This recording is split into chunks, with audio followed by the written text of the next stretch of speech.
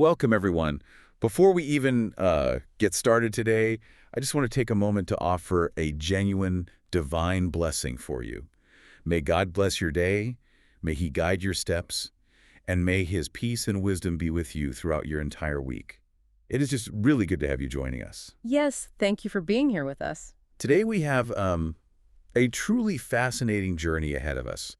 We are looking at a collection of phrases that have echoed through history, shaped entire cultures, and honestly, they've probably influenced how you interact with people on a daily basis. Oh, absolutely. We're diving into the breathtaking conclusion of the Sermon on the Mount, which is found in Matthew chapter 7, and to help us navigate the historical and the theological weight of this text, we're drawing from the detailed notes and commentary of two highly respected sources.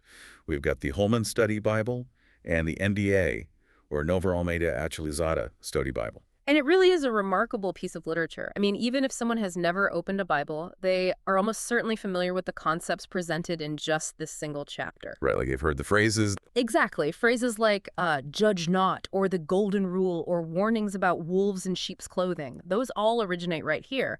But what happens so often is that these famous phrases are separated from their original intended context. Yeah. And they turn into these, cultural cliches that completely lose their original edge. And that is exactly our mission for this deep dive. We are going to dig beneath the surface of these iconic sayings. We really want to uncover the historical context and explore the profound, demanding call to genuine action that Jesus is laying out here. Because it is demanding. It really is. It's not just about some passive philosophy.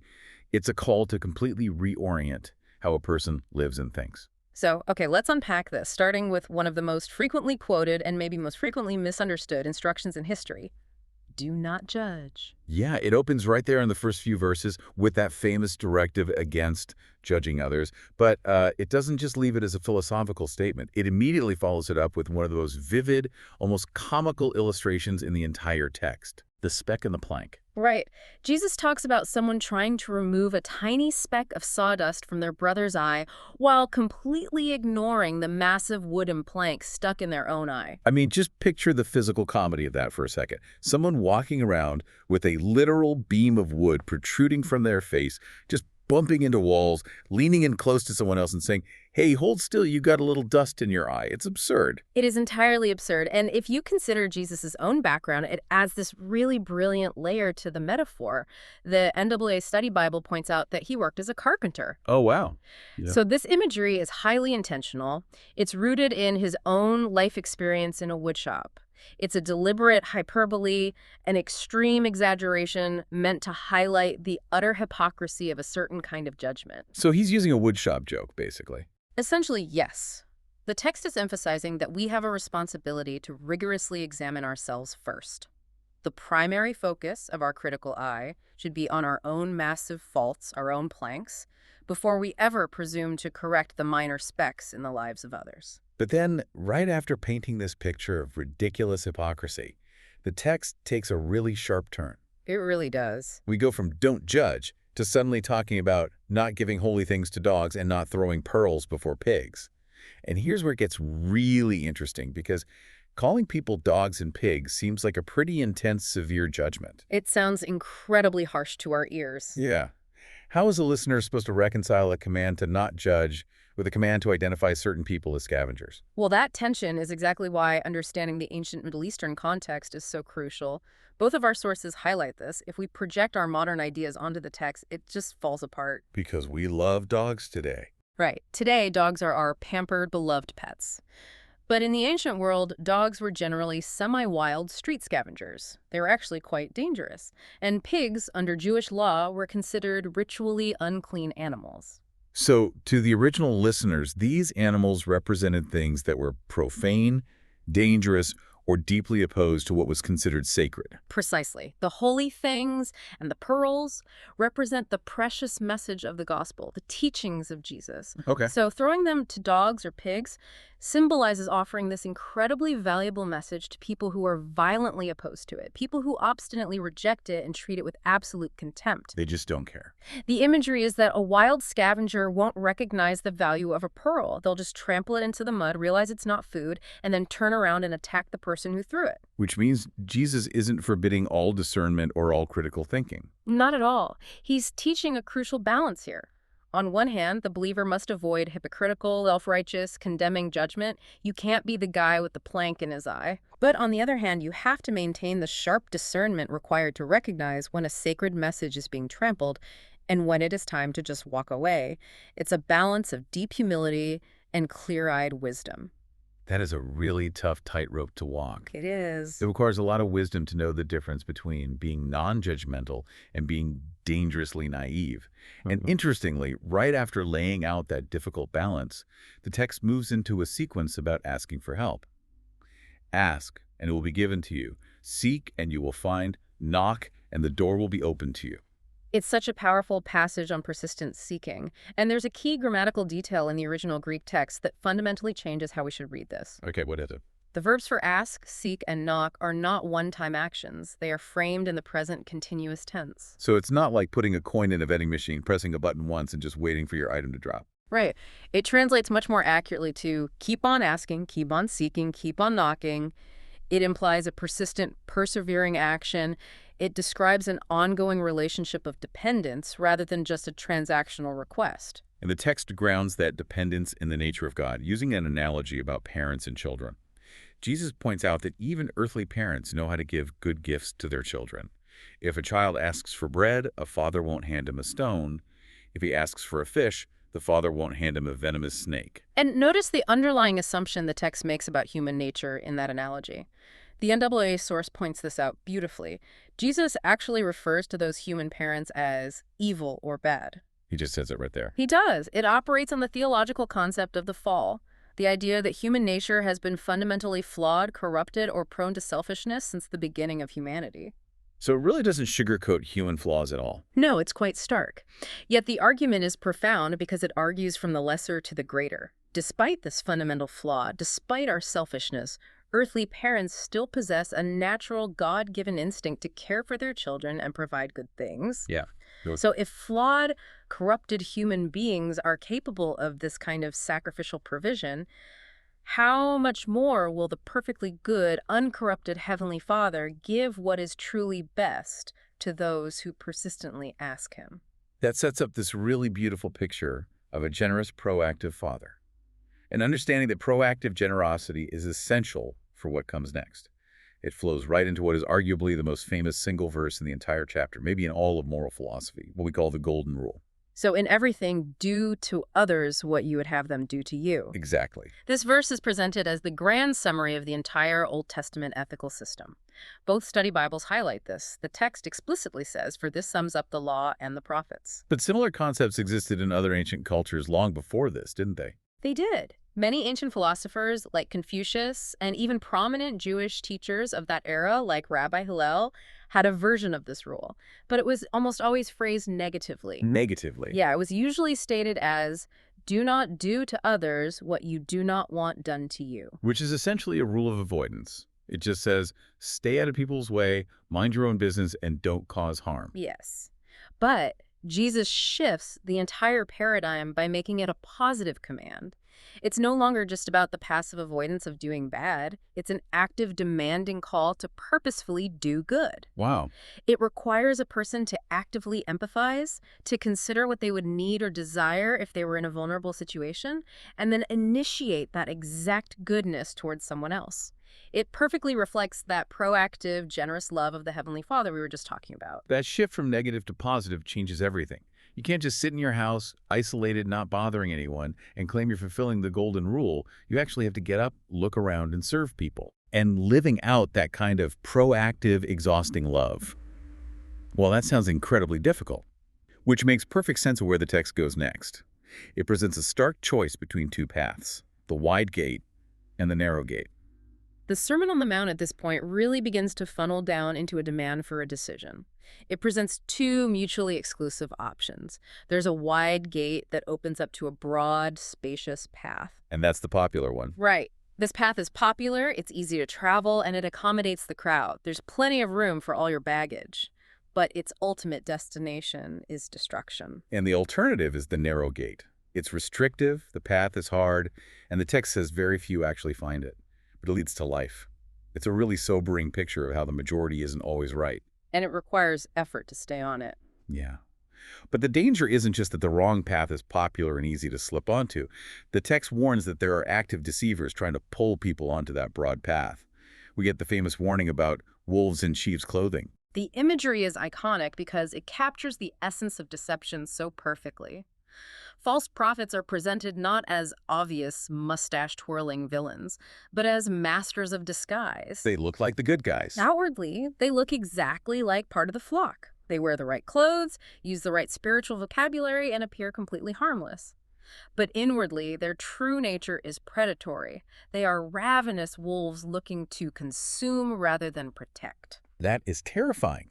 If false teachers are using the exact same vocabulary, wearing the exact same clothes as the real deal, I'd imagine the original audience was thinking, well, what chance do we have of spotting them? The text provides a very specific diagnostic tool for that, the fruit test. Jesus uses an agricultural analogy. You cannot pick grapes from a thorn bush, and you cannot harvest figs from thistles. Right. The core principle is that the intrinsic nature of the tree determines the nature of the fruit. A good tree cannot produce bad fruit, and a diseased or corrupt tree cannot produce good fruit. So we have to look past the surface-level charisma. Precisely. A false prophet's true identity will inevitably be revealed by their actions over time, and by the ultimate impact of their teachings on a community. You don't evaluate them based solely on their dynamic presentation skills or how big their following is. We look at the results. You have to look at their character, their actual deeds, and whether their long-term influence aligns with the genuine teachings of Jesus. A corrupt source will eventually, invariably, produce corrupt actions.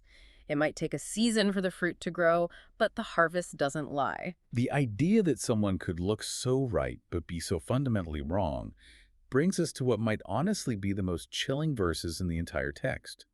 Jesus says that not everyone who says to him, "Lord, Lord," will enter the kingdom of heaven. It's a profound warning against self-deception. The text describes people who will point to absolutely spectacular religious resumes on the day of judgment.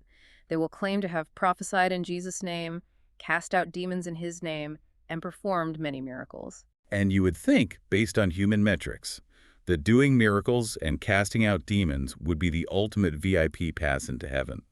What could be a more impressive display of spiritual power than that? And the frightening part is, these people seem genuinely surprised when they're turned away. They really believe they were in the right. That's the ultimate tragedy of self-deception that the text is highlighting.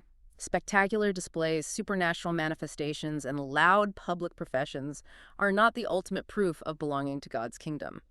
The true mark of discipleship, according to this passage, isn't about doing spectacular things for God. It's about actually doing the will of the Father. It's a stark contrast between outward performance and inward obedience. Words versus will. And the climax of this section is Jesus' response to these individuals. After they present this incredible resume of miracles, he tells them plainly, "I never knew you. Away from me, you evildoers." I never knew you. Yeah. That is devastating. And the fact that he is the one making the call is a massive shift in the text. It's a staggering claim to authority. Jesus isn't just offering moral advice here as a helpful philosopher. He is claiming the divine prerogative of the ultimate final judge of humanity. Wow. He is positioning himself as the one who has the absolute authority to determine who enters the kingdom of heaven and who does not, based entirely on whether they truly knew him and obeyed his words. It completely reframes how we view spiritual success. It's not about the flash, it's about the foundation. So what does this all mean? How does Jesus tie all of these heavy, demanding teachings together? He closes the Sermon on the Mount with the parable of the two builders. This final parable serves as the ultimate summary and application of everything that has been said. Jesus compares everyone who hears his words to one of two builders, a wise man who built his house on the rock, and a foolish man who built his house on the sand. On the surface, it seems like a straightforward story about picking a good construction site. Don't build on the beach. But if you look at the historical and geographical context of the ancient Middle East, there is a detail here from the NAA Study Bible that completely shifted my perspective on this parable. It has to do with the geographical reality of a Galilean summer. During the long, hot, dry summer months in the region of Galilee, the earth bakes in the intense sun. The top layer of sand, dirt, and clay becomes incredibly hard. Like concrete. Exactly. To the touch, it feels almost exactly like solid rock. So the foolish builder comes along, sees this hard, sun-baked dirt, and thinks, perfect, I'll just build right here. It's fast, it's easy, it requires very little effort, and the ground feels solid enough. Right. But the wise builder knows the environment. He knows that the hard surface is a temporary illusion created by the summer heat. To find true stability, he has to dig. He has to do the exhausting, grueling, completely unseen work of excavating through the dirt, the clay, and the sand until he finally hits the solid bedrock hidden deep below the surface. Only then does he begin to lay his foundation. The difference wasn't just where they built. It was how much hard, invisible work they were willing to do before the house ever went up. And presumably on a sunny day, both houses look exactly the same to anyone walking by. But then the text says the rains come down, the streams rise, and the winds blow and beat against those houses. These storms function on two levels in the text. In the immediate sense, they represent the inevitable trials, crises, and severe hardships of human life, the things that test our character. But on a deeper level, what scholars call an eschatological judgment, meaning the ultimate, final evaluation at the end of time, these storms represent standing before God. And the results of the storm are completely catastrophic for one of the builders. Yes, the house built on the bedrock withstands the storm completely. The foundation holds because the work was done in advance. But the house built on the sand, on that superficial, unexcavated, sun-baked surface experiences a total collapse. It's completely destroyed. This is total devastation. And the text makes the application explicit. The wise builder represents the person who not only hears the words of Jesus, but actually practices them. The foolish builder represents the person who hears the words, but fails to act on them. The profound difference between accumulating information and experiencing transformation.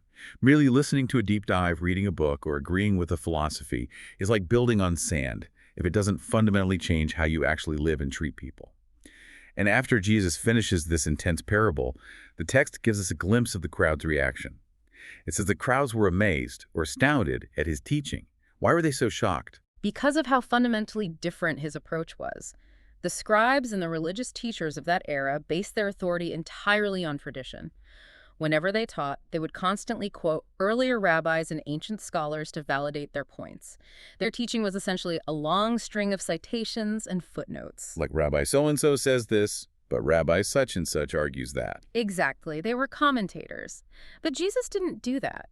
He didn't rely on the safety net of tradition or, quote, other experts. The text states he taught them as one who had authority and not as their teachers of the law. He spoke with independent, absolute, and inherently divine authority. He just declared it. Right. He didn't say, here's what the experts think about God's law. He said, here's what I am telling you. It was a staggering display of sovereignty that left the original audience completely astonished. And honestly, considering the sheer weight of what he demands in this chapter, it should still leave us astonished today. That brings us to the end of our source material, but I want to bring this whole deep dive directly back to you, the listener. Yeah. We've covered a tremendous amount of ground today. Yeah, we really have. From the absurdity of walking around with a plank in our eye, to the demanding nature of the golden rule, to the terrifying reality of self-deception. But the ultimate lesson from all this is that true wisdom is never just about the passive accumulation of knowledge. It's not enough to just know the cultural context of the ancient Middle East or to understand the Greek grammar of ask, seek, knock. True wisdom is entirely about the application of that knowledge. It's about whether the things we learn actually move the needle in our daily lives, especially when no one else is watching. So I want to leave you with a final thought to mull over, drawing on that incredible image of the Galilean builders. Look at your own life right now. Are you building your life on the easy, sun-baked surface of just knowing things? Are you satisfied with the illusion of stability because you have the right opinions, use the right vocabulary, or listen to the right deep dives? Or are you doing the hard, unseen, sometimes exhausting work of digging down past the superficial layer? Are you doing the grueling work of excavating to the bedrock by actually living out these truths day in and day out? Because the storms will inevitably come, and in those moments, the foundation is the only thing that matters. Thank you for joining us on this deep dive. Goodbye, and God blesses all of you listening today.